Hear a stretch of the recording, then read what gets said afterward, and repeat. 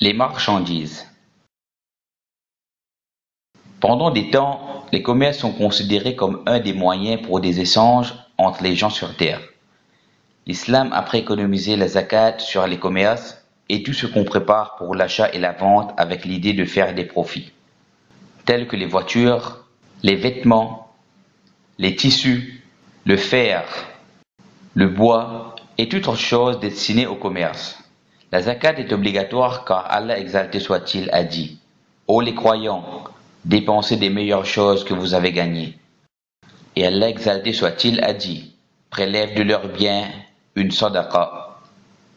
Les conditions pour l'obligation de la zakat sur les marchandises: que sa somme atteigne le seuil qu'on appelle la nisab, lequel est calculé en fonction du cours de l'or et de l'argent, qu'une année se soit écoulée, qu'elle soit destinée au commerce avec comme objectif de réaliser des profits.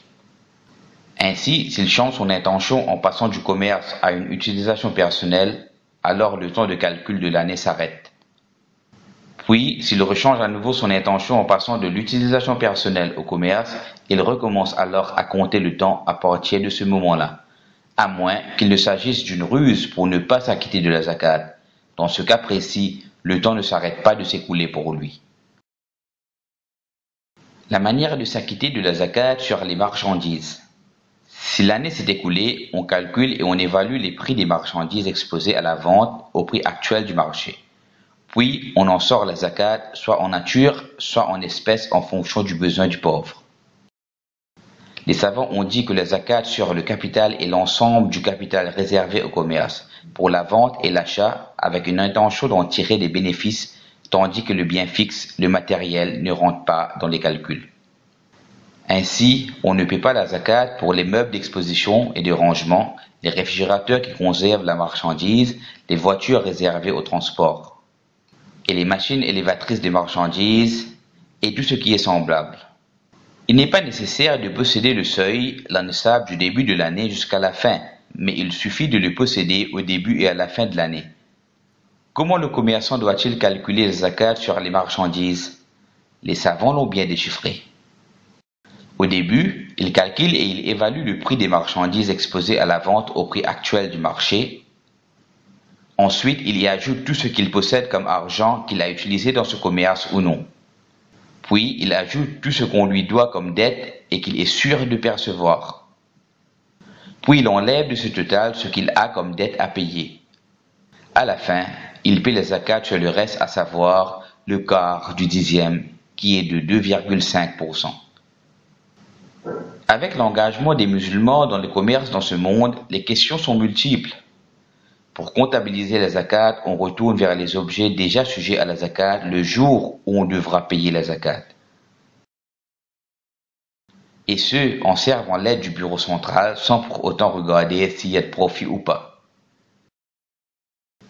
Quant aux articles utilisés pour les emballages, pas d'estimation si on ne les a pas achetés avec l'intention de revendre. Mais si elles sont servies pour augmenter la valeur des marchandises en les vendant, alors il est comptabilisé, comme des sacs en plastique spécial. Et s'il augmente à rien, comme les papiers, elles n'entrent pas dans l'estimation. On doit faire ressortir aussi que l'estimation est pour chaque commerçant, même si c'est un commerçant qui vend en gros ou en détail. Et sur les prix, donc on peut acheter à la fin de l'année, et c'est différent du prix qu'on vend, prix du marché, sans compter les dates. Et si les prix changent entre le jour où la zakat est devenue obligatoire et le jour où on donne la zakat, on prend en considération le prix du jour de l'obligation, même s'il a augmenté ou diminué. Spécialement la zakat pour les articles déplaçables avant d'en avoir pris possession, c'est sur le propriétaire. Et on devient propriétaire quand on le tient en nos mains.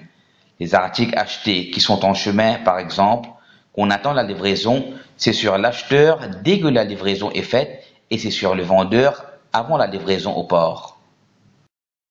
Et quand l'argent du commerce consiste de différents types de monnaie, de l'or ou d'argent, l'estimation pour savoir le montant est sur la monnaie courante, celle dont le commerçant s'en sert dans ses commerces et sur le prix du jour où la zakat est venue obligatoire. et plus précisément les articles commerciaux dont l'acheteur a payé en avance et n'a pas encore obtenu la livraison. La zakat sur ceci n'est pas sur l'acheteur, mais sur le vendeur. Quant à les matières premières ou ceux qui aident dans la fabrication, les matières premières comme le fer dans la fabrication de voitures et les huiles dans la fabrication du savon, la zakat est obligatoire basant du prix qu'elle pourra être achetée à la fin de l'année. Et cela s'applique aussi sur les animaux et d'autres semblables, et les graines et plantes qui sont utilisées pour la fabrication. Quant aux articles qui ne sont pas inclus dans la production, pas de zakat, comme les produits de base. Et quant aux articles non fabriqués ou ceux dont la production n'a point abouti, la zakat est obligatoire comme sur les articles commerciaux, sur les prix estimés à la fin de l'année. Et si avec les marchandises sont ajoutées d'autres commodités qui sont sujets à la zakat, on calcule la zakat comme celle des marchandises commerciales. Et avec l'évolution dans le commerce, on a eu ce qu'on appelle les actions. Il se peut que la capitale de la compagnie est de 30 millions de dollars, divisé en 10 000 actions. Et une action est de 300 dollars. Donc, des légèretés se fait sentir pour la zakat. Les responsables de la compagnie paient la zakat des actions à la place des actionnaires si c'était dans les conditions. Sinon, c'est à l'actionneur de le faire.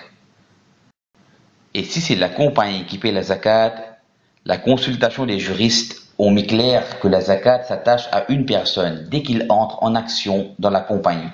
Car c'est ce qui a été mentionné dans le Sunna, comme pour la zakat sur les bétails. Et certains juristes l'ont englobé et ont dit que l'argent des actionnaires est comme l'argent d'une seule personne, et la zakat devient obligatoire dès que cette somme atteint la nisab. Mais la majorité des savants n'impose pas sur la compagnie en entière avec la somme réunie, mais il prend en considération les parts de chaque individu. Et ce qui mérite d'être mentionné, que la consultation des recherches islamiques ont préconisé le verdict de la majorité des savants, d'où ils regardent chaque individu séparément, et c'est de là qu'ils sont imposés. Que dans les compagnies dont des gens différents sont actionnaires, on n'applique pas les lois sur les profits généraux de la compagnie, mais sur chaque personne individuellement. Dans une telle situation, la compagnie enlève du capital les actions dont la zakat n'est pas obligatoire, comme les dons et les parts des sociétés de bienfaisance. Et aussi l'argent immobile, comme les bâtiments, les bureaux, les meubles, les voitures personnelles en service, ainsi de suite, qui sont présents et qui a point de zakat. Par contre, si la compagnie ne prend pas la responsabilité de payer la zakat, il retourne sur les actionnaires et c'est comme suit. Les actionnaires des compagnies agricoles paient la zakat sur les actions comme ils les payent sur l'agriculture et la récolte.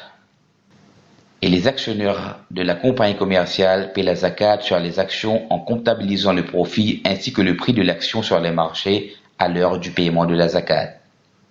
Les actionnaires des compagnies industrielles paient leur zakat sur les profits et pas sur les machines, les bâtiments, ainsi de suite. Et si l'actionnaire vend ses actions pendant l'année, on en ajoute avec son argent et il paie la zakat à la fin de l'année. Quant à l'acheteur, il paie la zakat sur les actions achetées comme cité précédemment. Et il y a des argents qui n'ont point de zakat, comme ceux qui sortent de la mer, comme les perles et le corail et le poisson, sauf si c'est devenu des items pour le commerce. Et les objets de location, comme les terrains et les voitures ou d'autres, il n'y a pas de zakat sur ces choses. Mais la zakat est sur le revenu de son location quand celui-ci atteint le seuil, atteint la nisab minimum après avoir fait une année.